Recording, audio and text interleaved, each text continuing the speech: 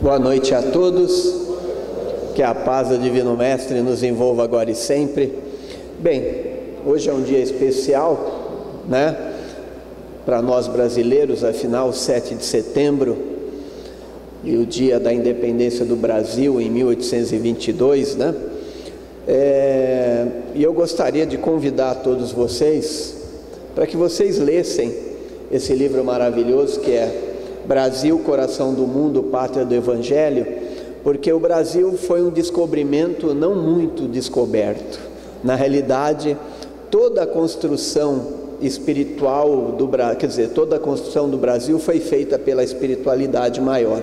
Então, a gente se emociona quando a gente lê esse livro, porque nos dá a verdadeira dimensão do objetivo do Brasil no mundo, que a gente começa a ver agora que ele, daqui por diante, ele tende a despontar. Então, está aí o convite. E relacionado, já que nós estamos falando do 7 de setembro, independência do Brasil, para ter independência, de alguma forma, em algum momento, nós teríamos que estar dependente da colônia portuguesa. E assim estivemos, porque afinal os portugueses foram um dos maiores navegadores do mundo. Por volta de 1500, lá pela escola de Sagres, do infante Henrique Sagres, ele montou uma escola para o estudo da navegação em Portugal, que foi que deu a base para o descobrimento, né, de tantos países por Portugal naquele momento. E nós vamos falar hoje, aproveitar, falando dos portugueses, eu vou aproveitar o gancho de um poeta português muito importante, que todos nós conhecemos, que foi Fernando Pessoa, que, por incrível que pareça, né, Fernando Pessoa também escrevia com 4 homônimos. Então ele usava 4 nomes diferentes, e se você ler cada livro de Fernando Pessoa, com 4 nomes, eu não vou me lembrar de todos agora, mas você vai ver que parece que cada um é um espírito diferente. Como é que ele incorpora ali um ser que pensa totalmente diferente um do outro. Então, sem dúvida nenhuma, a gente vai perceber que Fernando Pessoa não estava só, estava acompanhado pelos espíritos de luz, pelos mentores espirituais. Bem, então, aproveitando que os portugueses, já que foram os nossos grandes descobridores, Fernando Pessoa tem uma poesia especial em que ele traz uma frase que, logicamente, não deve ser inédita e nem só de Fernando Pessoa, mas que ele nos traz o seguinte: navegar é preciso, viver não é preciso. E qual que é a visão espírita desse entendimento de Fernando Pessoa quando ele nos diz navegar é preciso? Como os portugueses eram excelentes navegadores, eles tinham um conhecimento fantástico da questão do sol, da constelação, das estrelas, do planejamento da navegação em si. Porque imaginemos nós que hoje, sem GPS, nós entrando no mar com uma embarcação, sem bússola, sem nada. Para onde vamos? Se não tivermos o mínimo de conhecimento aonde nasce o sol, aonde morre o sol, as estrelas quando começam a aparecer, simplesmente nos perderíamos no mar. Estaríamos sem rumo. E estar no mar sem rumo significa quase que morte certa, porque o nosso corpo, sem dúvida nenhuma, vai se desidratar, nós vamos ter problema com água, com alimentação. Então, por isso é que Fernando Pessoa nos diz que navegar é preciso, ou seja, é questão de precisão, de matemática, de conhecimento. Não é preciso na questão de que é necessário navegar, né? Navegar, para os portugueses, é preciso. Ninguém pode pegar uma lancha por aí simplesmente sem um curso lá de marinheiro. Ele tem que ter um curso específico onde lhe dá noções básicas do que acontece com ele se em determinado momento a sua bússola não funcionar, se o seu GPS não funcionar. Então não é brincadeira.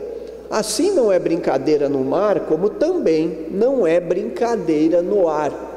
Todos os aviões seguem uma rota pré-determinada.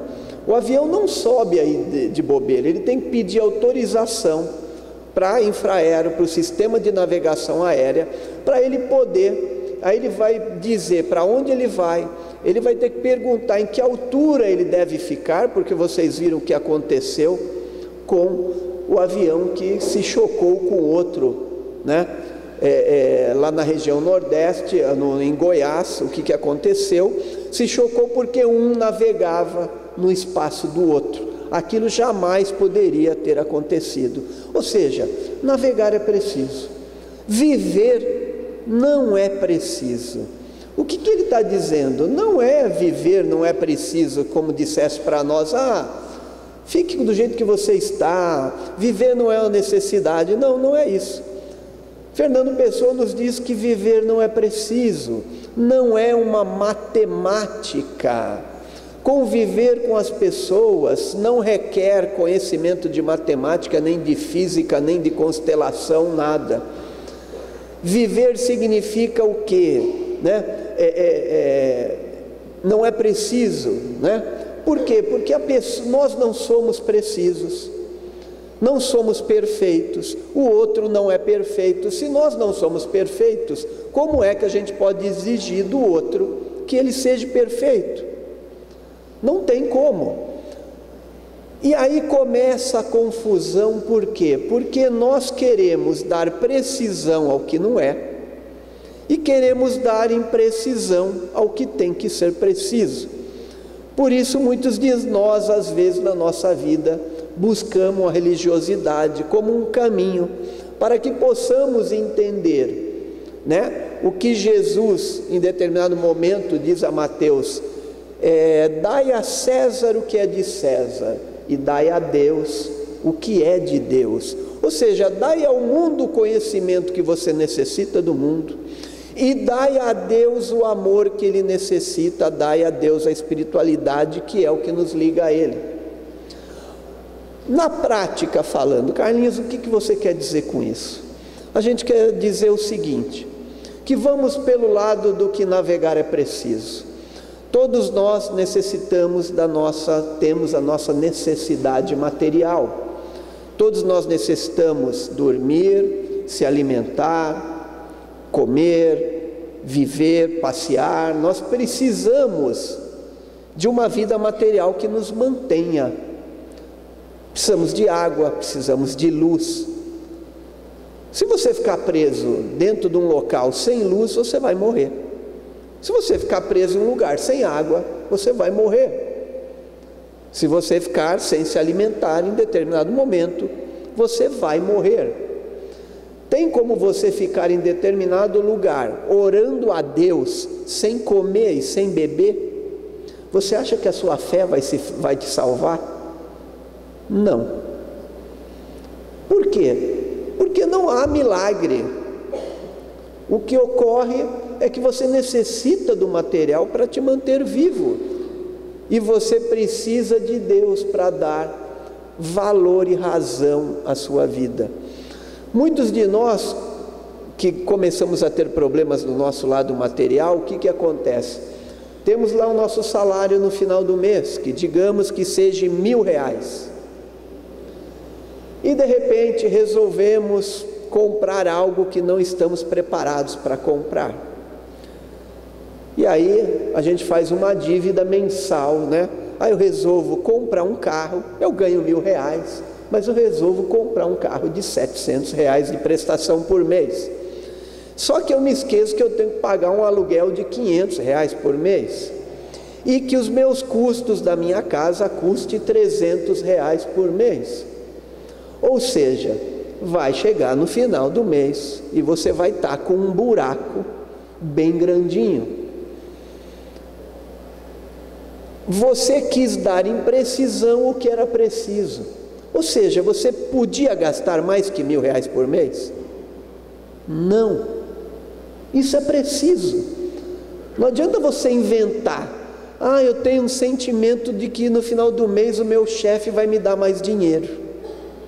Eu tenho uma intuição que eu vou ganhar alguma coisa e aí eu vou gastar por